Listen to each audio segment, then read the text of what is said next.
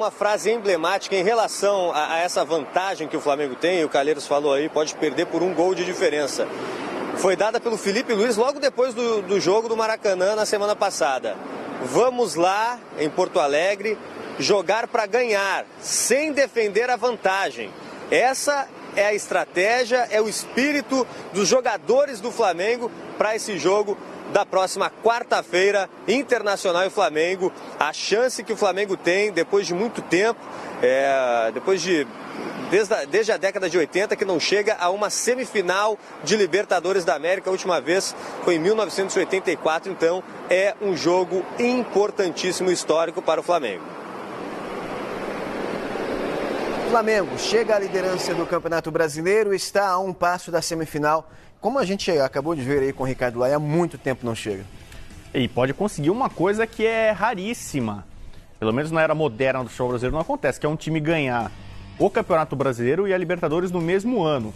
A gente vai lembrar, o Santos do Pelé conseguiu fazer isso, mas naquela época era a Taça Brasil, e depois, com o processo de unificação da CBF, passou a ter o peso de brasileiro. Mas o modelo do campeonato era diferente, a Taça Brasil era como a Copa do Brasil. Até o Santos, muitas vezes como campeão, entrava já nas semifinais, ano que fez 4 jogos para ser campeão. Então era mais fácil você ganhar uma Taça Brasil e a Libertadores no mesmo ano.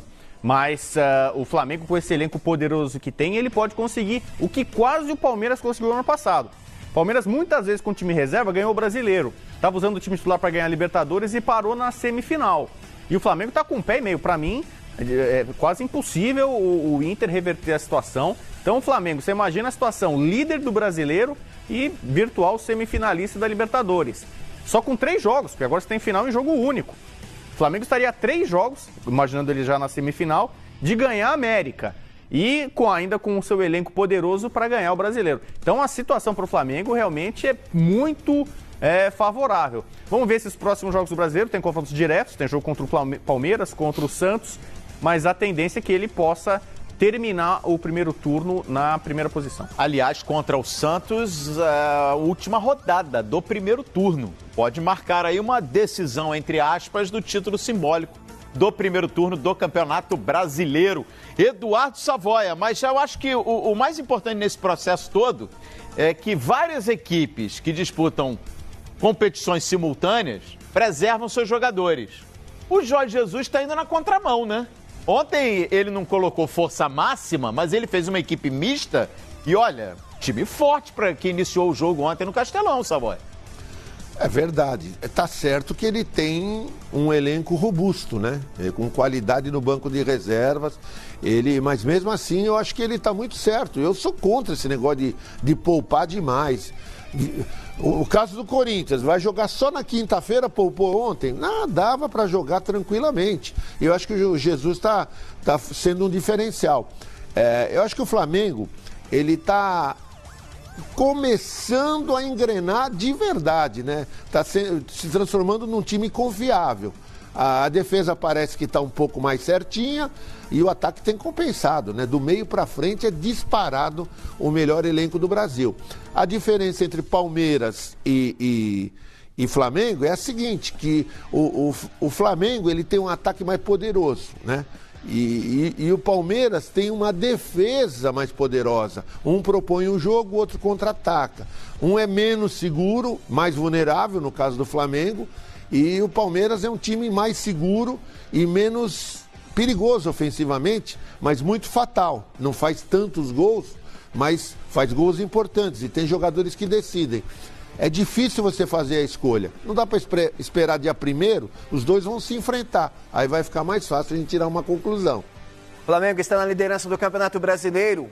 A liderança chegou após a vitória no Castelão contra o Ceará. O Flamengo está na liderança do Campeonato Brasileiro.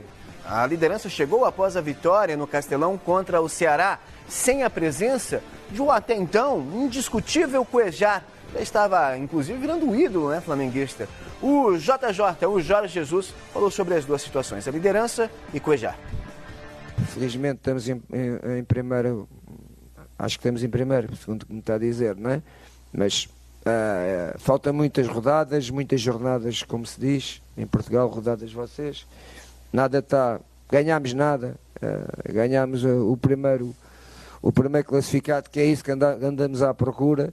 E agora, quarta-feira, temos um jogo também importante para a história do Flamengo. Neste caso, o Flamengo é o clube, não é o jogador, não é o treinador.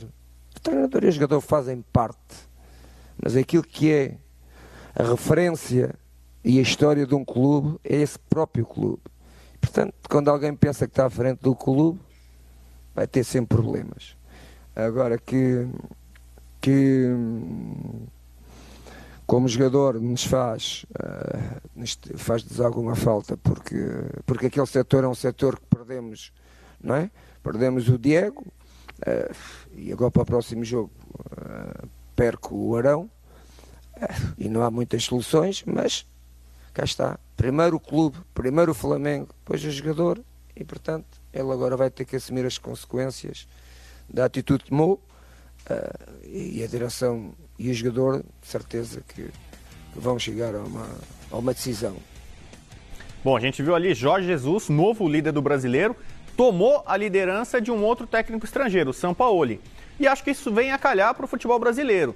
2 técnicos estrangeiros com vocação ofensiva estão comandando a tabela de classificação. Só que eu acho que o Sampaoli, com muito menos recursos, dificilmente vai conseguir acompanhar o Flamengo.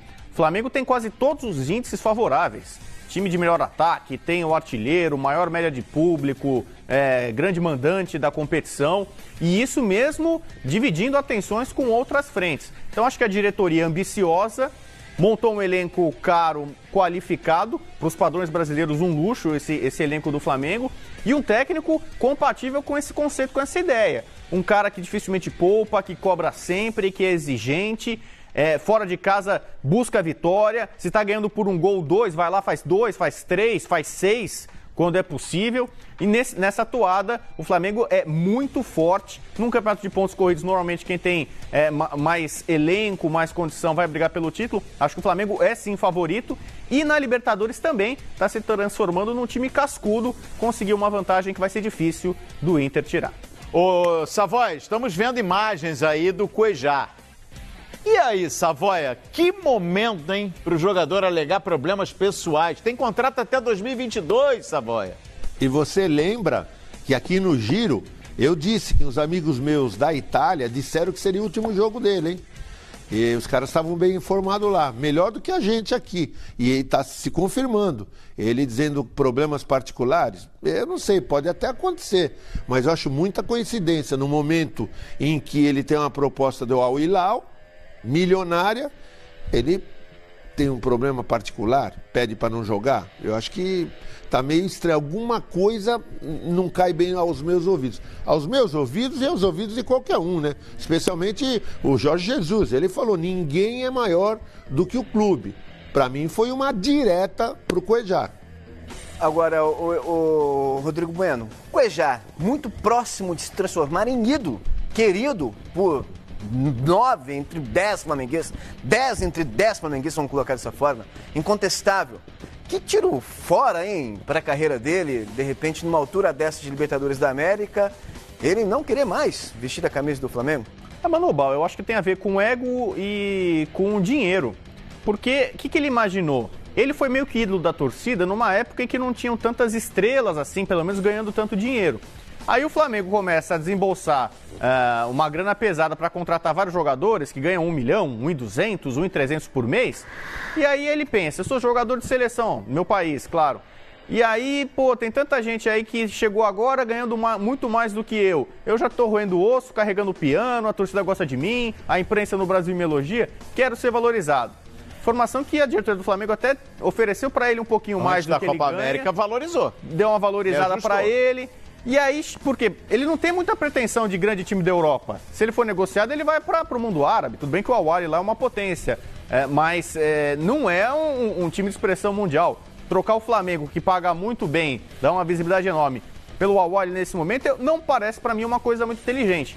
Então ele está cavando um buraco aí, vai ficar possivelmente no ostracismo. Porque o Flamengo, eu imagino que não vai facilitar uma saída dele, não. Então seria mais inteligente para ele, já nesse jogo agora contra o Inter, tentar um acordo, uma negociação, porque vai ser muito útil, ainda mais o Flamengo sem o Arão. Olha, exatamente isso que eu ia pontuar.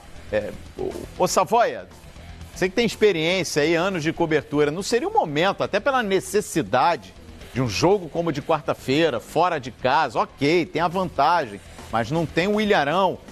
As lideranças do Flamengo, os próprios jogadores, de repente tentar costurar uma situação de aproveitamento do Cuejá, ou você acha que tem que manter o que a diretoria está dizendo? Afastamento por tempo indeterminado? Eu acho que sim, sabe? Porque foi uma... Sabe, ele tem contrato com o Flamengo, estava bem. Tudo bem que no começo o Jesus não estava valorizando muito, mas o Flamengo fez 2 propostas, até onde a gente sabe pelas informações dos canais Fox Sports, reformou o contrato e fez mais uma proposta muito boa para ele continuar. O cara não quer, você vai fazer o quê? Até onde vai chegar o Flamengo? Tudo tem um limite, ele não é Pelé. Ele não é o melhor jogador do mundo, então eu acho que ele é um cara útil, seria bom. Mas já que o cara não tá querendo o Flamengo, por que o Flamengo vai se ajoelhar e pedir, não fica, pelo amor de Deus? Acho que a direção tá muito certa, achei... Tá mais do que decidido, né? Ele já decidiu, ele já fez a opção, tá certa a direção. Parabéns, é isso mesmo. Talvez se eu fosse diretor, faria a mesma coisa, com certeza. Você, torcedor do Flamengo, na hashtag GiroFox, defina essa situação do Cuejá. A diretoria está correta? O jogador está correto? A sua opinião é importante pra gente. Olha, no Castelão, grande festa, né? Uma festa maravilhosa dos torcedores do Vozão, dos torcedores do Flamengo, que teve a bike, a bicicleta do Arrascaeta, o uruguaio voador, e teve aplausos da torcida adversária.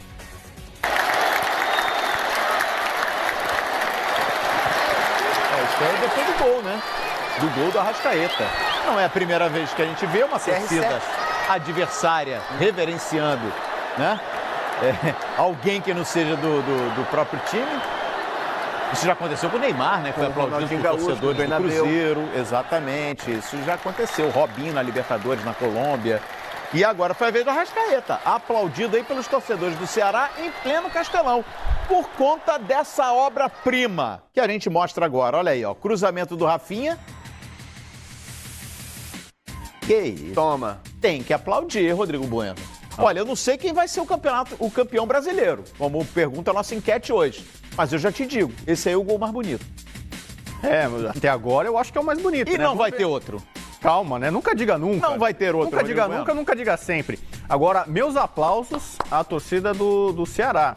Porque esse é um gesto de grandeza, um gesto nobre, mostra a educação, né? Algumas vezes aconteceu Real Madrid e Barcelona, eu tive presente com o João Guilherme em transmissão, um 4-0 do Barcelona no Santiago Bernabéu e a torcida do Real Madrid aplaudindo de pé o Iniesta. O Cruyff num 5-0 pelo Barcelona contra o Real Madrid, a torcida do Real Madrid aplaudiu o Cruyff de pé, aplaudiu o Ronaldinho Gaúcho. Então você mostra, por exemplo, a torcida do Real Madrid... Neymar, Santos e Cruzeiro. Por exemplo, tem essa cultura, mesmo contra o maior rival, contra o Barcelona. Não é o caso aí, Ceará e Flamengo não são mega rivais, né? Eu queria ver, por exemplo, se a torcida do Ceará aplaudisse se fosse um gol de bicicleta de um jogador do Fortaleza, talvez não acontecesse. Mas aqui no Brasil, que bacana. A gente tá precisando de educação, nobreza, grandeza. Merece o Puskás? Calma, ainda tem... Primeiro assim, já temos os eleitos para concorrer ao Puskás para esse ano. Sim. Esse aí já perdeu, acho que o prazo de inscrição. Concorreria à próxima temporada. Exato. Mas postulante, sim. Eu acho que o pessoal deve pedir, catalogar, tal, mandar para concorrer para a próxima edição. Legal. Merece sim. Tem nível para Puskás.